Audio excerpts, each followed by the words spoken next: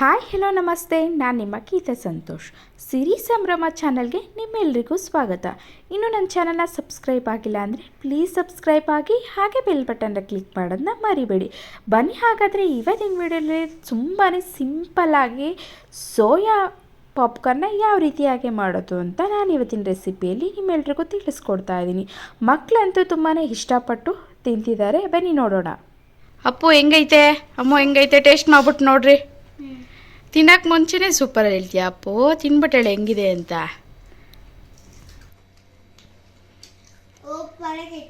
ಹೌದಾ, ಚೆನ್ನಾಯ್ತಾ? ಉಪ್ಪು ಖಾರ ಎಲ್ಲ ಕರೆಕ್ಟ್ ಇದೆಯಾ? ಇಷ್ಟ ಆಯ್ತಾ ಇವತ್ತಿನ ರೆಸಿಪಿ? ನನಗಂತೂ ಸೂಪರ್ ಇಷ್ಟ ಆಯ್ತು. Super fantastic marvellous. ಜಗತ್ತೆಲ್ಲ ನೀವು ಮಾಡಿದ್ದಿಲ್ಲ. Thank you. ಹಾಗೆ ನೆಕ್ಸ್ಟು ಮೊದಲನೇದಾಗಿ ನಾನಿಲ್ಲಿ ಸೋಯಾ ಪಾಪ್ಕಾರ್ನ್ನ ಮಾಡೋದಕ್ಕೆ ನಾನಿಲ್ಲಿ 1 ಕಪ್ ಆಗುವಷ್ಟು ಸೋಯಾನ ಒಂದು ಅರ್ಧ ಗಂಟೆ ನೆನೆಸಿ ನೀಟಾಗೆ ಎಲ್ಲನೂ ನೆಂದಿದ್ದಾದಮೇಲೆ ನೀಟಾಗಿ ನೀರೆಲ್ಲನೂ ಹಿಂಡಿ ರೆಡಿ ಮಾಡಿ ಇಟ್ಕೊಂಡಿದ್ದೀನಿ. ನೋಡಿ, ನೀರಿನಂಶ ಏನಿರುತ್ತೋ ಅದೆಲ್ಲನೂ ಸಹ ನೀಟಾಗಿ ಇಂಟ್ಕೋಬೇಕು. ನೋಡಿ, ಸಾಫ್ಟಾಗಿ ಆಗುತ್ತೆ. ಒಂದು ಹಾಫ್ ಆನ್ ಅವರ್ ಅಥವಾ ಮುಕ್ಕಾಲು ಅವರು ನೆನೆಯೋದಕ್ಕೆ ಬಿಡೋಣ. ನೆಕ್ಸ್ಟು ಇದೆಲ್ಲನೂ ರೆಡಿ ಆಗಿದ್ದಾದಮೇಲೆ ನಾನಿಲ್ಲಿ 1 ಗೆಡ್ಡೆ ಆಗುವಷ್ಟು ಈರುಳ್ಳಿನ ಕಟ್ ಮಾಡಿ ಇಟ್ಕೊಂಡಿದ್ದೀನಿ. ಹಾಗೆ ಒಂದು ಮುಕ್ಕಾಲು ಕಪ್ ಆಗುವಷ್ಟು ಅಕ್ಕಿ ಹಿಟ್ಟು, ಹಾಗೆ ಒಂದು 4 ಪೀಸಸ್ ಆಗುವಷ್ಟು ಬೆಳ್ಳುಳ್ಳಿ, ಹಾಗೆ ಒಂದು 2 ಇಂಚ್ ಆಗುವಷ್ಟು ಶುಂಠಿ, ಹಾಗೆ 4 ಹಸಿಮೆಣಸಿನ್ಕಾಯಿ, ಹಾಗೆ ಸ್ವಲ್ಪ ಎಳ್ಳು, ಬಿಳಿ ಎಳ್ಳು, ಇಷ್ಟನ್ನು ಸಹ ರೆಡಿ ಮಾಡಿ ಇಟ್ಕೊಂಡಿದ್ದೀನಿ. ನೆಕ್ಸ್ಟು ಒಂದು ಮಿಕ್ಸಿ ಜಾರ್ನ ತೊಗೊಂಡು ನೀಟಾಗಿ ಇದನ್ನು ರುಬ್ಕೊಳ್ಳೋಣ. ನಾವು ಏನು ನೆನೆಸಿ ಇಟ್ಕೊಂಡಿದ್ವಿ ನೋಡಿ ಸೋಯಾನ, ಇದಿಷ್ಟನ್ನು ಸಹ ನೀಟಾಗೆ ರುಬ್ಕೋಬೇಕು.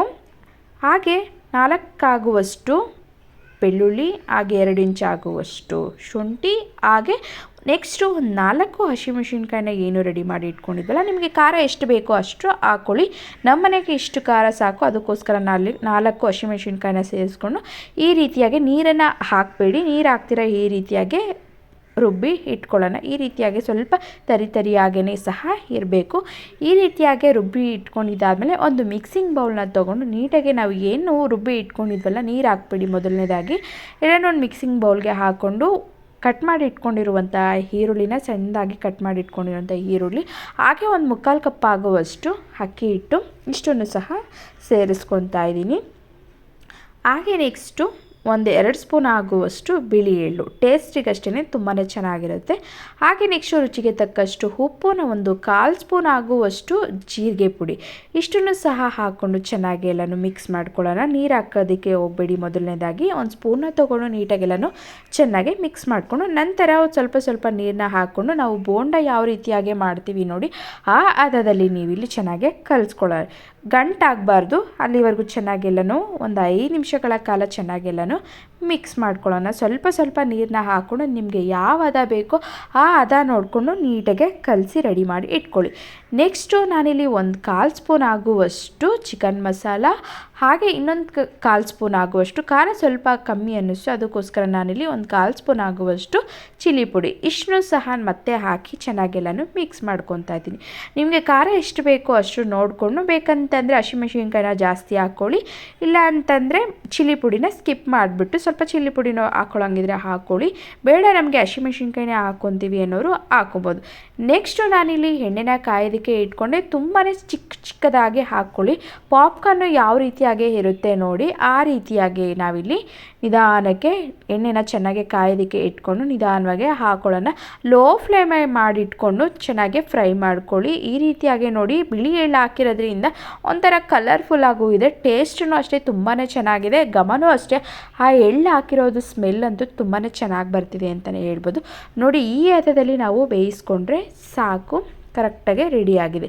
ನೆಕ್ಸ್ಟು ಮತ್ತೆ ಇನ್ನು ಉಳಿದಿರುವಂತಹ ಸೋಯಾ ಪಾಪ್ಕಾರ್ನ್ನ ಮತ್ತೆ ಎಣ್ಣೆಗೆ ನಾನಿಲ್ಲಿ ಸೇರಿಸ್ಕೊತಾ ಇದ್ದೀನಿ. ಹಾಕಿ ಒಂದು 2 ನಿಮಿಷ ಸೌಟ್ ಹಾಕೋದಕ್ಕೆ ಹೋಗಬೇಡಿ, ಇಲ್ಲಾಂದ್ರೆ ಎಲ್ಲನೂ ಹೊಡ್ಕೊಂಬಿಡುತ್ತೆ. ಒಂದು 5 ನಿಮಿಷ ಆದಮೇಲೆ ನಿಧಾನವಾಗಿ ಲೋ ಫ್ಲೇಮಲ್ಲೇ ಇಟ್ಕೊಂಡು ನೀಟಾಗಿ ಇದನ್ನು ಕ್ರಿಸ್ಪಿಯಾಗಿ ಬೇಯಿಸ್ಕೋಬೇಕು. ಇವಾಗಲಂತೂ ಸ್ವಲ್ಪ ಚಳಿ ಸ್ವಲ್ಪ ಬಿಸಿಲು ಇರೋದ್ರಿಂದ ಚೆನ್ನಾಗಿರುತ್ತೆ. ಸಂಜೆ ಟೈಮಲ್ಲಿ ಸ್ನ್ಯಾಕ್ಸ್, ಕಾಫಿ ಟೈಮ್ಗೆ ಮಾಡಿಕೊಂಡು ತಿನ್ನೋದಕ್ಕೆ ಈ ಹದದಲ್ಲಿ ಚೆನ್ನಾಗಿ ಮಾಡಿಕೊಂಡ್ರೆ ಟೇಸ್ಟು ಅಷ್ಟೇ ತುಂಬಾ ಚೆನ್ನಾಗಿದೆ. ನೋಡಿ, ಈ ಹದದಲ್ಲಿ ನಾನಿಲ್ಲಿ ರೆಡಿ ಮಾಡಿ ಇಟ್ಕೊಂಡು ನಿಮ್ಮ ಮುಂದೆ ಸರ್ವ್ ಮಾಡಿ ತೋರಿಸ್ತಾ ಇದ್ದೀನಿ. ತುಂಬಾ ಕ್ರಿಸ್ಪಿ ಆಗಿದೆ ಅಂತಲೇ ಹೇಳ್ಬೋದು. ಬಿಟ್ಟರೆ ನಮ್ಮ ಮನೇಲಿರೋ ಮಕ್ಕಳಂತೂ ಫುಲ್ಲು ಒಂದು ಬಟ್ಲಂತೂ ಖಾಲಿ ಮಾಡಿ ಇಡ್ತಾರೆ. ತುಂಬಾ ಕ್ರಿಸ್ಪಿ ಆಗಿದೆ ಮತ್ತು ಹಾಗೆ ಡಿಫ್ರೆಂಟ್ ಆಗಿದೆ ಅಂತಲೇ ಹೇಳ್ಬೋದು. ತುಂಬಾ ಸಿಂಪಲಾಗೆ ಮನೇಲೇ ಸಹ ನೀವು ಒಮ್ಮೆ ಈ ರೀತಿಯಾಗಿ ಟ್ರೈ ಮಾಡಿ. ಸೋಯಾ ಪಾಪ್ಕಾರ್ನ್ ತಿನ್ನೋದಕ್ಕೆ ರೆಡಿಯಾಗಿದೆ. ಎಳ್ಳು ಹಾಕಿರೋದ್ರಿಂದ ಟೇಸ್ಟ್ ಅಂತೂ ತುಂಬಾ ಚೆನ್ನಾಗಿದೆ ಅಂತಲೇ ಹೇಳ್ಬೋದು. ಇದನ್ನು ಸಿಂಪಲಾಗೆ ನೀವು ಮನೇಲೇ ಸಹ ಟ್ರೈ ಮಾಡ್ಬೋದು. ಸಂಜೆ ಟೈಮಲ್ಲಿ ಕಾಫಿ ಟೈಮ್ಗೆ ತಿನ್ನೋದಕ್ಕೆ ಸ್ನ್ಯಾಕ್ಸು ಚೆನ್ನಾಗಿದೆ. ನಾವು ಆಚೆ ಕಡೆಯಿಂದ ಮಕ್ಕಳಿಗೆ ಏನೇನೋ ಎಲ್ಲ ತಂದು ಕೊಡ್ತೀವಿ, ಅದೆಲ್ಲ ಆರೋಗ್ಯಕ್ಕೆ ಒಳ್ಳೆಯದಲ್ಲ. ಈ ರೀತಿಯಾಗಿ ನಾವು ಮನೇಲೇ ಟ್ರೈ ಮಾಡಿ ನಮಗೂ ಒಂಥರ ಡಿಫ್ರೆಂಟಾಗಿ ನಾವು ಏನೋ ಒಂದು ರೆಡಿ ಮಾಡ್ತಾಯಿದ್ದೀವಿ, ಡಿಫ್ರೆಂಟಾಗಿ ಏನೋ ಒಂದು ಪ್ರಿಪೇರ್ ಆಗ್ತಾಯಿದ್ದೀವಿ ಅನ್ನೋದು ನಮಗೂ ಒಂದು ಚಾಲೆಂಜ್ ಆಗಿರುತ್ತೆ. ಈ ರೀತಿಯಾಗಿ ನೀವು ಒಮ್ಮೆ ಮನೇಲೇ ಮಾಡಿಕೊಡಿ. ತುಂಬಾ ಸಿಂಪಲಾಗಿ ಮಾಡುವಂತಹ ಸೋಯಾ ಪಾಪ್ಕಾರ್ನ್ ಸೂಪರಾಗಿ ರೆಡಿಯಾಗಿದೆ. ಇವತ್ತಿನ ವಿಡಿಯೋ ನಿಮ್ಮೆಲ್ಲರಿಗೂ ಇಷ್ಟ ಆಗಿದೆ ಅಂತ ತಿಳ್ಕೊತೀನಿ. ಇನ್ನಷ್ಟು ವಿಡಿಯೋಗಳಿಗಾಗಿ ನನ್ನ ಚಾನಲ್ನ ನೋಡ್ತಾ ಇರಿ, ಹಾಗೆ ಸಬ್ಸ್ಕ್ರೈಬ್ ಮಾಡೋದನ್ನ ಮರಿಬೇಡಿ. Thank you.